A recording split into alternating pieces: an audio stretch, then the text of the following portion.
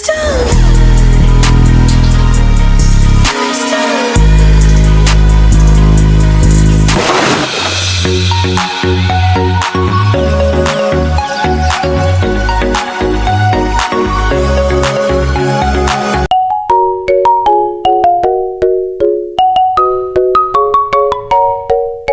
po, kamusta po ang lahat? Blessed day po sa atin. Sa part pong iyan, may trangkaso nga pala ako. 2 days na po yan. What? 2 days na rin po kaming absent ni Bunso sa school. Huh? Last vlog ko, masama na yung pakiramdam ko doon. Iba na rin yung timpla ng boses ko. Timpla? Ano yan? Kape?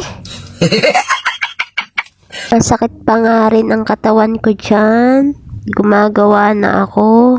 Lalo na yung unang araw ng katrangkaso ako. Halos hindi na po ako makabangon. Lahat ng kalamnan ko sa katawan, sobrang sakit. Paano masabi? Sumabay pa nga ang sipon. Kaya hindi ko na alam kung anong iinumin kong gamot. Nadala na po kasi akong uminom ng gamot. Yung pag-inom ko ng gamot, pinagsabay ko yung Biogesic at saka Alaxan. Namaga po ang aking mukha. Tirik na tirik ang araw, pero ang pakiramdam ko sobrang lamig. Kaya ako'y nakabalot ng kumot. Tapos yung lalamunan ko, lagi siyang dry. Kaya po lagi akong umiinom. At sa gabi, maya't maya po ako nabangon. Para kasing pag hindi po ako uminom, tuyo po ng lalamunan ko.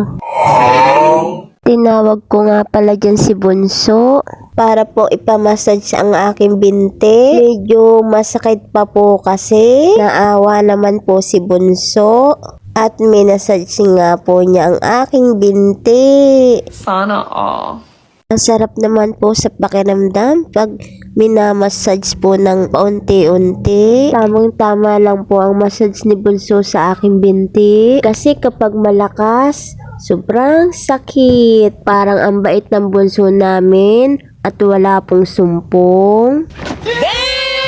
Ano kayang gusto ng bunso namin? Dahil nga sinisipag pa si Bunso, pati paa pinahilot ko na rin. Sasamantalahin ko na po ang pagkabait ng bunso namin ngayon.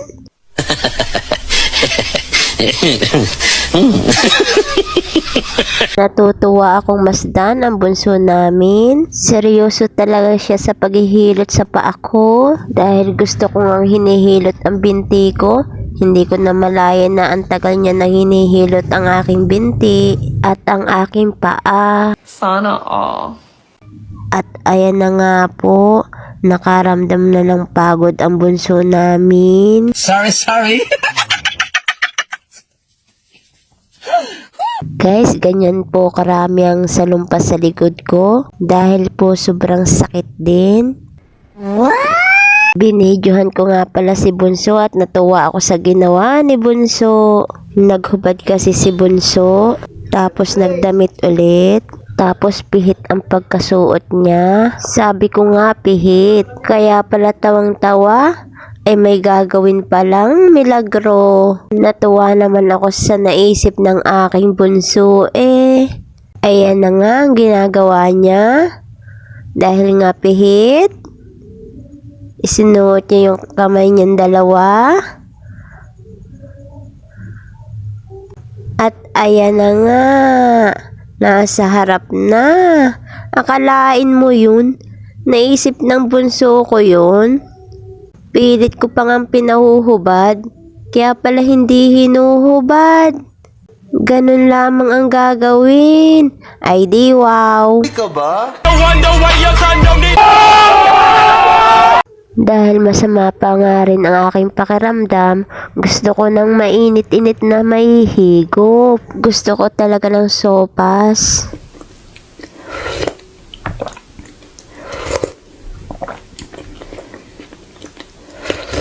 Nung unang araw ako nagkatrangkaso, gusto ko na talaga ng sopas, pero walang magluluto. Kaya ngayon, ako na ang nagluto. Wow! Tamang-tama, ang lamig-lamig ng panahon. Gustong-gusto nga pala ni Bunso ang sopas na naluto ko. Merienda na nga po namin ang sopas, pati kapitbahay. Nakailang bulos nga pala ako. Ako'y sarap na sarap din nga. Hanggang dito na lang po guys. Bye-bye na po. See you next video.